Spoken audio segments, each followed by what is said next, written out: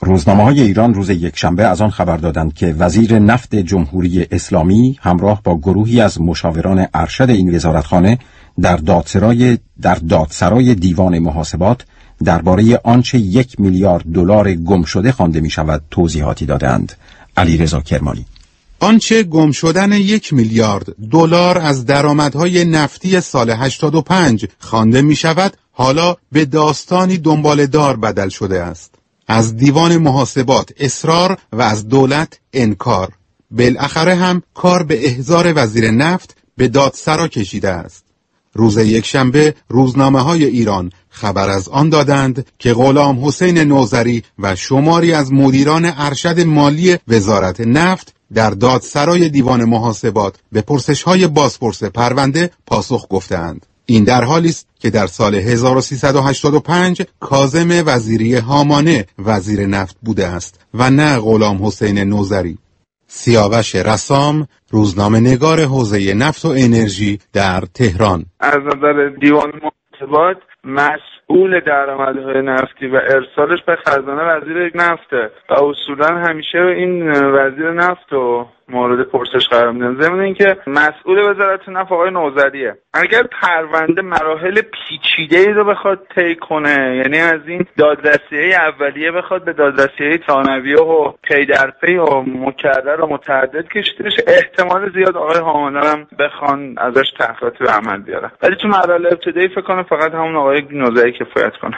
همه چیز از آنجا آغاز شد که در میانه‌های بهمن ماه گذشته گزارش تفریغ بودجه سال 85 که در صحن علنی مجلس قرائت میشد نشان از آن داشت که بخشی از سود سهم دولت ناشی از مازاد بهای نفت خام صادراتی و آن هم برابر 1 میلیارد و 58 میلیون دلار به حساب خزانه واریز نشده است. در پایان قرائت گزارش علی لاریجانی رئیس مجلس شورای اسلامی برای تهیه این گزارش از دیوان محاسبات کشور تقدیر کرد و از دیوان محاسبات خواست مسئله را پیگیری کند. سیاوش رسام: اصل داستان اینه که دولت نهم، یعنی دولت آقای احمدی نژاد، هیچ گونه نظارتی رو بر نمیتابه و نظارت مجلس و دیوان محاسبات هم یکی از این مسائله که خب به یک جای حساسی رسیده الان. اما در خصوص بحث دیوان محاسبات به جهت اینکه دولت آقای احمدی نژاد نفتی ترین دولت بعد از انقلاب بوده، نفتی ترین به جهت کسب درآمد و خرج کردن پول، در جد نمیخواد بپذیره که هزینه کردی که داشته اینا زیر سواله.